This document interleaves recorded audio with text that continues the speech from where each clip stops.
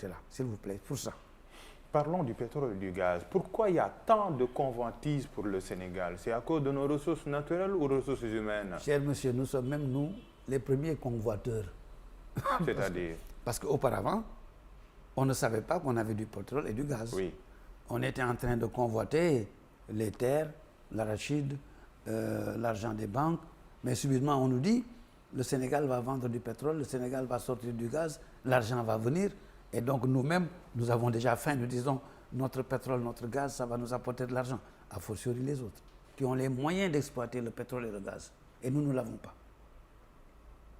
Ceux qui ont la technologie et les moyens matériels et humains pour sortir le pétrole et sortir le gaz, c'est d'autres personnes, ce n'est pas notre pays. Vous pouvez avoir tout le gaz du monde, tout le pétrole du monde. Si on vous laisse, vous, tout seul, vous ne sortirez pas une goutte de gaz ni une goutte de pétrole. Parce qu'on n'a pas les moyens. Oui. Alors ceux qui ont les moyens, qui quittent leur pays, qui apportent tous leurs moyens pour sortir ça, mais leur devoir normal est de surveiller ça au plus haut point. Surveiller bien ou surveiller mal, c'est une autre question. Exploiter bien ou exploiter mal, c'est une autre question. Mais c'est un devoir naturel pour toute personne qui sort son salaire pour le mettre quelque part, de surveiller ce qu'il a fait. C'est un devoir également, Naturel. là où sort le pétrole ou le gaz, de surveiller ces richesses-là. Là, c'est le devoir du Sénégal maintenant, qui dit que c'est les biens de mon sous-sol, que vous sortez de mon sous-sol.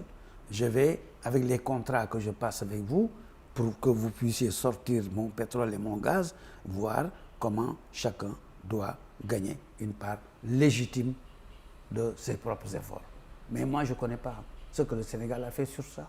Je n'ai pas les contrats, je ne les ai pas étudiés. Mais je dis, c'est naturel que l'État doive le faire. L'État doit le faire. C'est naturel parce que l'État est propriétaire de son sous-sol. Oui. Vous êtes propriétaire des moyens de sortir le gaz et le pétrole. Chacun doit prendre une part légitime et naturelle et normale. Comment le Sénégal l'a fait, je ne le sais pas. Parce que je ne suis pas dans ces détails que l'on met dans les tiroirs. Moi, j'ai mes détails que j'ai mis aussi dans mes tiroirs. Pensez-vous à ces ressources naturelles-là pour booster notre développement? Parce que ce n'est pas petit. Je cite le ministre des Finances et du Budget. Ce que j'ai comme chiffre, c'est Mamadou Moustapha Ba qui parle, c'est près de 5 000 milliards d'impact de la production du pétrole et du gaz sur l'économie. D'après ces mots, croyez-vous à cela, à cette manne financière pour booster notre développement? Moi, je vais commencer par me poser moi-même et lui poser une première question. J'espère qu'il viendra vous répondre. Laquelle? Il est dit que nous avons du gaz et du pétrole. Il faut qu'il revienne nous dire, de façon qu'on puisse contrôler un jour, quelles sont les quantités réelles de pétrole que les sondages ont révélées et appartenant au Sénégal. Appartenant au Sénégal. Je suis clair. Parce que j'ai quelques chiffres quand même. Non, attendez, je pose la question d'abord avant que vous me répondiez, parce que je ne vous le pose pas à vous. Allez-y. Vous allez me donner des chiffres que vous avez reçus vous-même.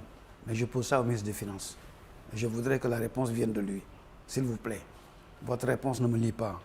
Première question, c'est la quantité. La première question, quelles sont les quantités de pétrole, je précise bien pétrole, qui sont supposées devoir sortir du territoire sénégalais, territoire maritime ou territoire du sol, hein, et qui appartiendront au Sénégal et non pas à la Mauritanie. Ma question est précise. Même question pour le gaz. Ensuite, je pose une autre question. Dans le cadre de l'exploitation de tout cela, dont il aura répondu à la question, qu'est-ce qu'on fera de cet argent? Voilà. Parce que moi, je ne peux pas répondre à cette question, je n'en ai pas les moyens, je n'ai pas les dossiers. Mais je voudrais être éclairé. Mais j'ajoute, dans le sens de votre grande première question, ce n'est pas le pétrole et le gaz qui assureront le développement du Sénégal. Je suis affirmatif. La notion de développement est une fausse notion. C'est-à-dire? Vous savez, nous sommes un pays importateur d'expressions et de mots. On disait développement, on dit les pays en voie de développement, les pays intermédiaires. Tous ces mots n'ont jamais été créés ni inventés par un Africain. Réfléchissez, cherchez, faites des recherches. Aucun des mots que nous utilisons n'a été créé par un Africain. Et nous parlons de développement. Monsieur, il y a aujourd'hui des pays d'Amérique latine qui ont eu du pétrole longtemps avant nous et qui l'exploitent bien, qui sont presque plus pauvres que nous actuellement. Il y a certains pays d'Afrique qui ont du pétrole bien avant nous, qui vivent moins bien que nous en ce moment et qui ont du pétrole depuis longtemps. Le pétrole est un des aspects de la vie, c'est un des moyens de l'argent. Mais la circulation de l'argent, la manière dont l'argent est utilisé dans un pays, la manière dont les investissements sont faits, la manière dont on aime son pays et son peuple,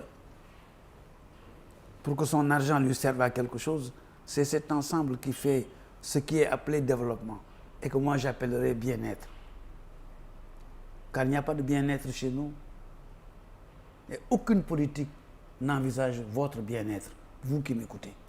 Aucune. Aucune. Même les candidats à la candidature. J'ai dit aucune politique. Aucune, c'est aucune. C'est du français. Quand je dis aucune, c'est du français. Pourquoi ce nihilisme-là? Mais ce n'est pas du nihilisme, c'est du réalisme. Moi, je viens de Dakar Plateau. J'ai quitté Dakar Plateau, j'ai conduit ma voiture, je suis venu au point E. Mais faites la même chose aujourd'hui et vous allez me dire, sur chaque mètre carré, qu'est-ce que vous voyez qui vous rend heureux? C'est l'échec de vous, politique. Mais bien sûr. Oui, de vous, politique, Ben d'abord. oui, je suis d'accord. Mais je parle de notre échec. Qu'est-ce que vous voulez de plus? Quand je dis notre échec. Il est dit à quoi, cet échec? Mais regardez-le et cherchez la solution. Non, attendez. Vous, en tant qu'acteur. Parce que ceux qui font de la politique n'expriment pas un véritable amour pour leur peuple, le bien-être de leurs propres enfants et de leurs petits-enfants. Ils cherchent le pouvoir. Le pouvoir, c'est le droit de gouverner, c'est la force de s'enrichir et d'enrichir qui vous voudrez, c'est la force de décider ce que vous devez décider.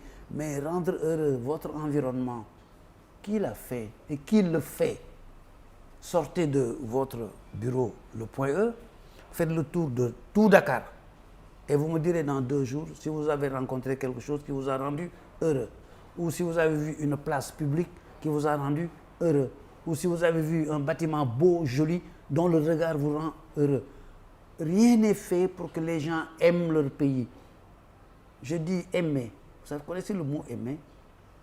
Vous aimez une femme vous aime. Vous aimez vos enfants, ils vous aiment.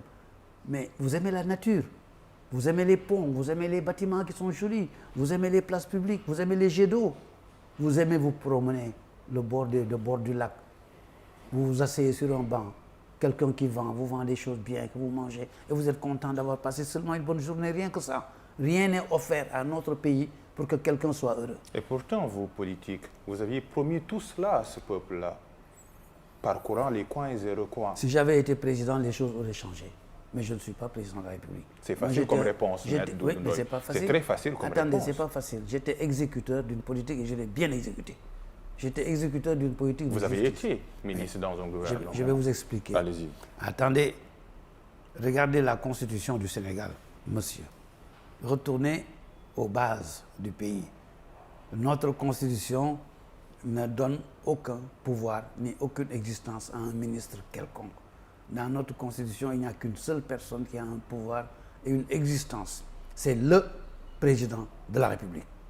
Vous êtes d'accord? Ok. Vous n'êtes pas d'accord, fermez la gueule et vous partez. C'est tout.